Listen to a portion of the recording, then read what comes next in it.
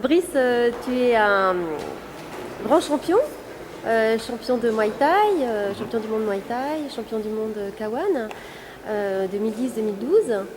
2010-2012. Quel est ton meilleur souvenir sportif? Du coup, mon meilleur souvenir, ça restera le titre de champion du monde à Bangkok, avec l'équipe de France, l'année anniversaire du roi, en pleine rue à Bangkok. Donc c'est assez magique, c'est les galas que je regardais sur Canal+ quand j'étais minot.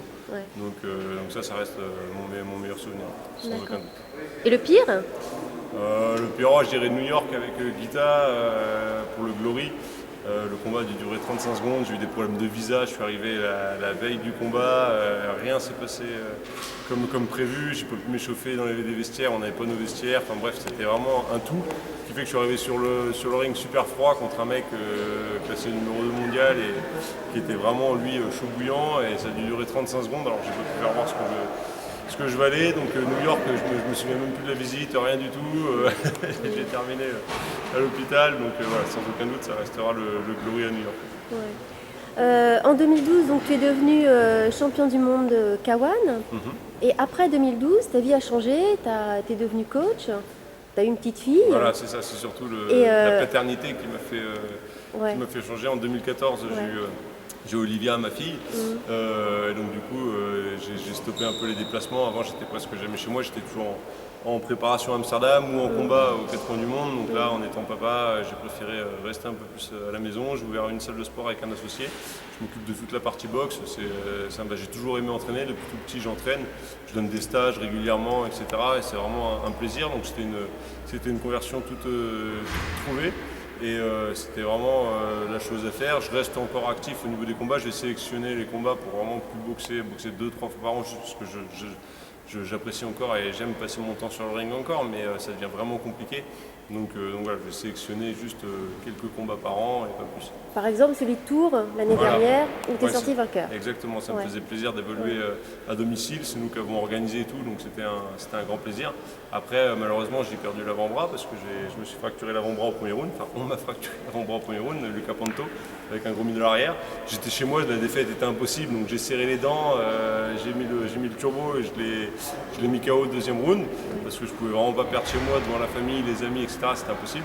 Mais bon, derrière, je me suis fait opérer, poser une plaque, des vis. Donc là, c'est pareil, j'ai un petit temps d'adaptation à boxer avec la plaque.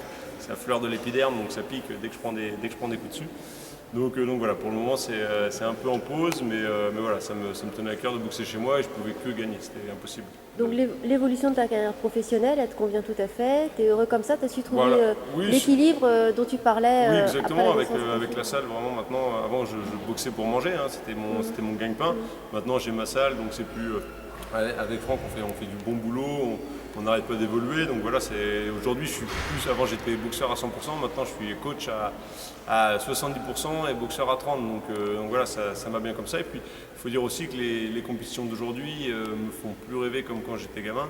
Quand on était gamin, avec du coup Jérôme Le Banner, il y avait une vitrine exceptionnelle au Japon, avec le K1 à Tokyo, voilà, on voulait tous se déchirer pour aller là-bas. Malheureusement, ils ont fait faillite, il n'y en a plus, ils repartent un peu avec les poids légers, mais il n'y a pas encore de poids lourds. Le Glory, j'y suis allé, j'ai été déçu. J'ai boxé dans toutes les organisations, il n'y a rien qui m'a fait vibrer et rêver comme le K1 de l'époque. Et honnêtement, j'ai pas envie de tout plaquer pour essayer de me donner le moyen de réintégrer la plus grosse organisation, parce qu'aujourd'hui, je vous dis, si j'étais gamin aujourd'hui, j'aurais plus envie de devenir boxeur professionnel, je me tournerais peut-être vers le MMA ou je sais pas, mais quelque chose qui apporte un peu plus de rêve. Aujourd'hui, malheureusement, la boxe pied-point, elle est un petit peu... Alors elle commence à être un peu plus médiatisée avec les chaînes comme l'équipe 21, donc ça c'est pas mal, on commence à en voir un peu plus, mais c'est pas pour ça que les conditions de boxeurs, de vie des boxeurs sont meilleures. Aujourd'hui, en France, il y a peut-être 2, 3, 4 boxeurs qui arrivent à en vivre, qui s'entraînent 5 heures par jour et qui arrivent à vivre de ça. Donc c'est un peu dramatique, malheureusement, la situation du sport pied-point aujourd'hui, on est tous à bosser à côté. Donc voilà, ça fait que vraiment j'ai trouvé mon équilibre, comme vous dites, et hormis des beaux galas et puis des trucs qui me tiennent à cœur, je vais pas repartir à tout bout de champ pour des compétitions lambda qui m'importent peu. Donc tu es heureux comme ça, et qu'est-ce qu'on peut te souhaiter alors pour l'avenir? Exactement, ma deuxième petite fille qui arrive en septembre se porte à merveille, que la maman se porte bien, que l'accouchement se porte bien. Parce que la dernière fois j'y suis allé in extremis, je boxais la veille, j'ai terminé le combat à minuit et à 4h il y avait l'accouchement. Donc voilà, en espérant que ce soit un peu plus calme cette fois-ci, que tout le monde se porte bien, et voilà, c'est le plus important. Voilà, bah, merci beaucoup Brice. Avec plaisir, merci au Stade Poitvin pour l'invitation. C'était vraiment très sympa ce stage. On a eu une trentaine de personnes qui étaient vraiment désireuses d'apprendre la boxe thaï, le kickboxing, et j'ai passé un très bon moment avec tout le monde, donc c'est à refaire. Ouais, super. Ah, moi j'ai juste une petite question subsidiaire. Pourquoi nectar? Un nectar, c'est long. Disons que je bois beaucoup de nectar de fruits. Je suis beaucoup comme mes potes, ils sont dans les soirées arrosées et tout. Moi, je suis avec mon petit nectar, donc voilà, c'est venu de là. Après, ça a été transformé vu que nectar, c'est le pur jus, et que mon style, il était vraiment pur jus. On a dévié là-dessus, mais à l'origine, c'est simplement pour le jus de fruits que je bois dans les soirées. D'accord. Et le nectar, il n'y a pas d'orange ou citron, c'est nectar. Non, nectar de fruits. Nectar de fruits. Voilà, bah, merci beaucoup. Avec plaisir. Merci.